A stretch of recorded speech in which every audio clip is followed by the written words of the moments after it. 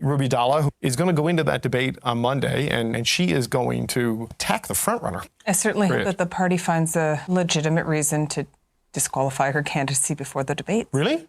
I hope so.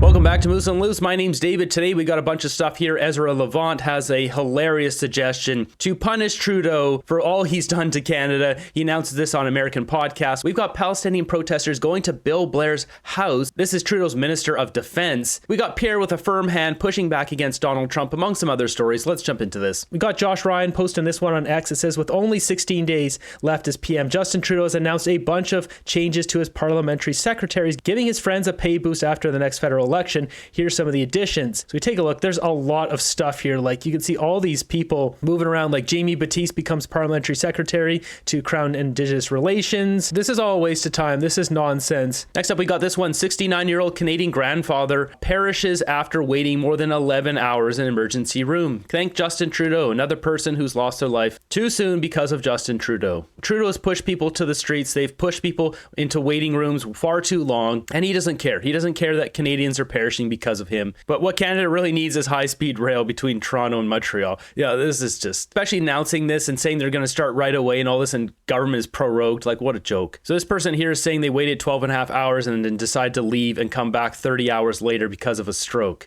Check out this clip here. This is very telling. So we've got Stevie O'Brien here, former Liberal Chief of Staff, as it says here, posted by Mark Nixon, just exposed the truth live on CBC. So something to note about this clip here. She says there should be an honest way to kick out Ruby Dalla. And this was just before Ruby Dalla got kicked out, 1 or 2 days before. But Stevie, it seems like Ruby Dalla, who we are hoping to have on the show maybe tomorrow, is going to go into that debate on Monday and without the translation, and again on Tuesday, and she is going to attack the frontrunner pretty aggressively. Like, she brings a very interesting, based on what she's doing on social media, that is my impression. What kind of a dynamic does it I certainly create? hope that the party finds a legitimate reason to disqualify her candidacy before the debate. Really?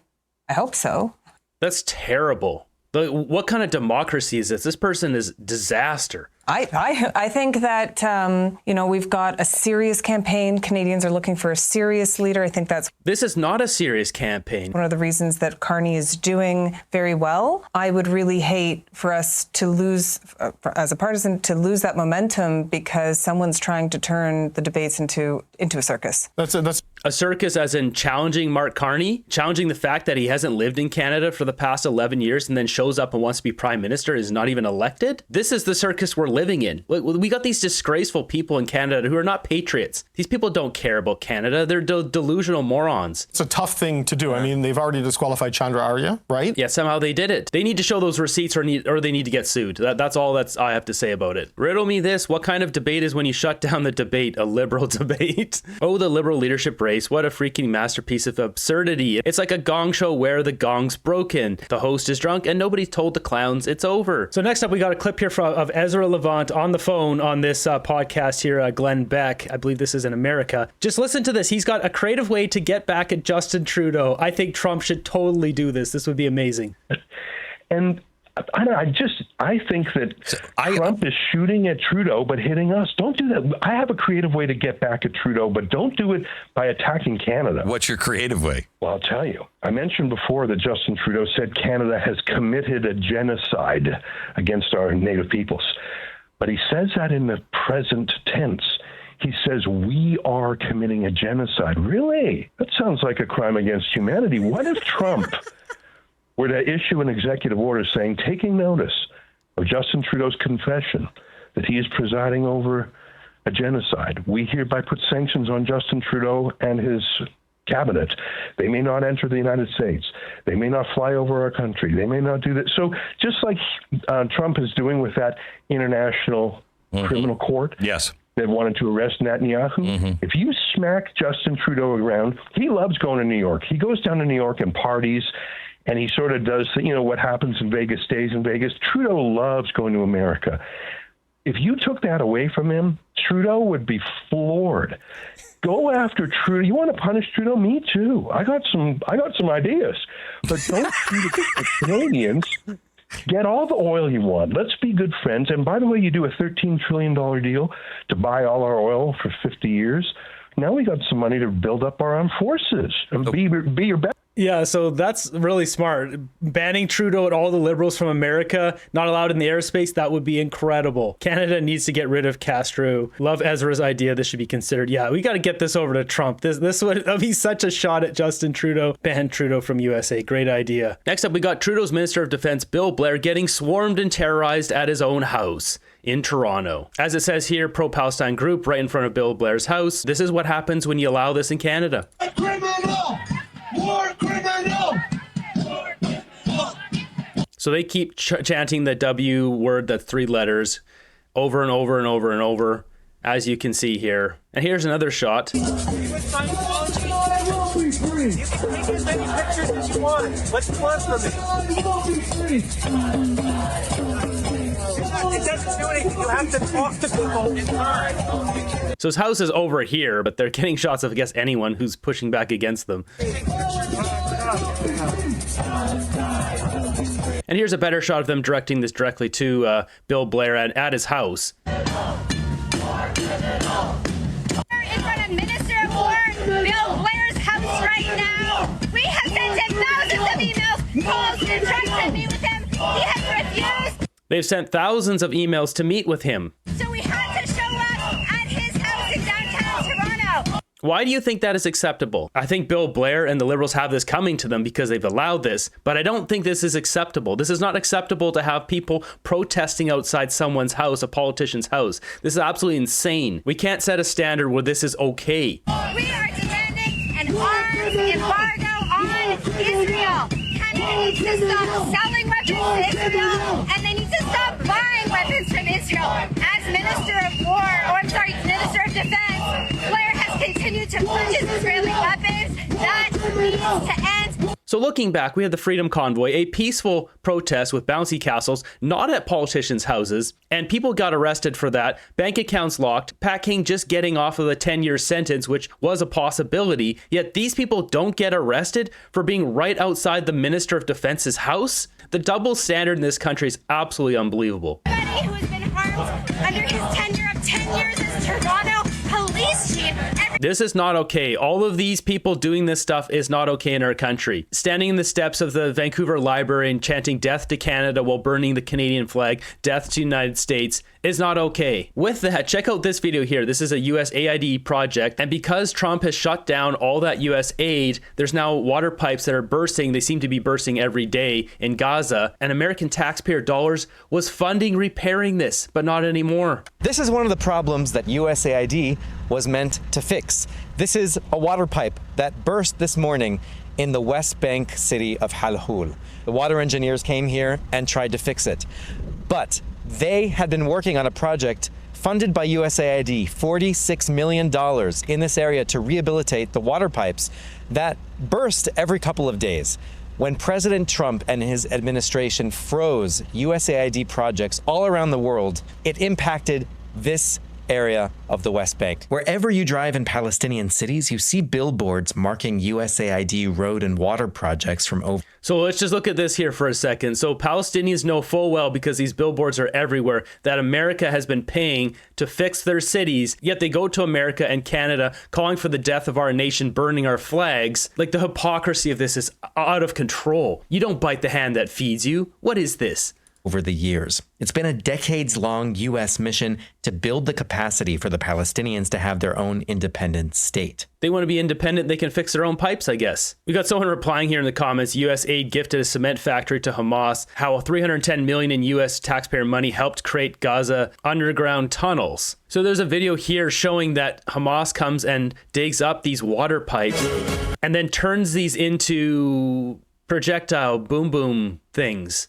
You can't make this stuff up. On this episode of Far Off Ripoff, first off, just taking a quick look here, we've already got 2 entries here. This one for $667,000, this one for $995,000. These are both to address water needs throughout Palestine, through Gaza. So you can see up here, Gaza watershed. So essentially Canada has helped with this too, and then they're turning those pipes into projectiles. Here's another one. So West Bank, Gaza, safe water, etc., etc. Now I was looking here, how much money has Canada sent to Gaza Gaza, considering that they're protesting at Bill Blair's doorstep now. And just look at this. We've got 120 entries we can see here, and this is sorted by the highest. $85 million, $78 million, 70, 60, 54, 52 million, 50 million, 50, 40, 30, 27, 25, 22, 20, 19,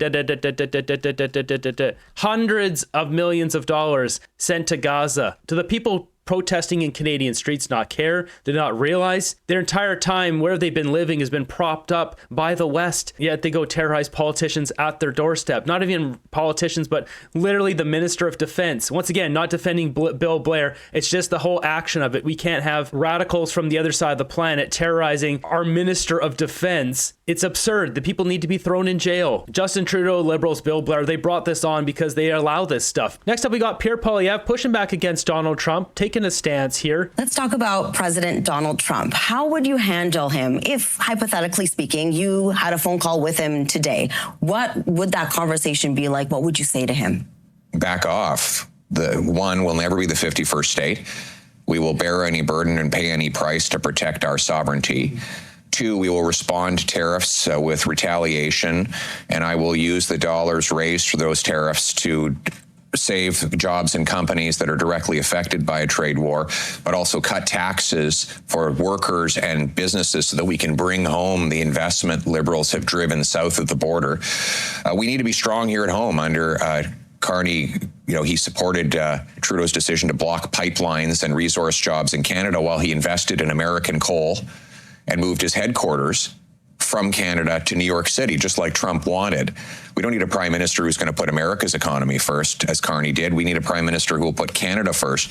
That means passing a big, bold, patriotic, bring it home tax cut on work, investment, home building, energy, making stuff in Canada, so we can bring back that investment and become a self-reliant country that rewards its companies for paying high wages, that produces its own resources and trades across Canada. That's what we're going to do when I'm prime minister, and that will make us strong to stare down Trump and any of the threats he puts forward. More effective message, calm, measured, and pointed without being denigrating. We've got Contrarian posting this one. Says, so how many parents in Canada are getting millions in free publicity for their kids' hobby using tax dollars? I'll wait. So what we've got here is Justin Trudeau's kid, Xavier, is becoming some R&B hip-hop artist or whatever, and they're promoting this on CTV. Like, this is appalling. Trudeau's eldest son has officially dropped his first single.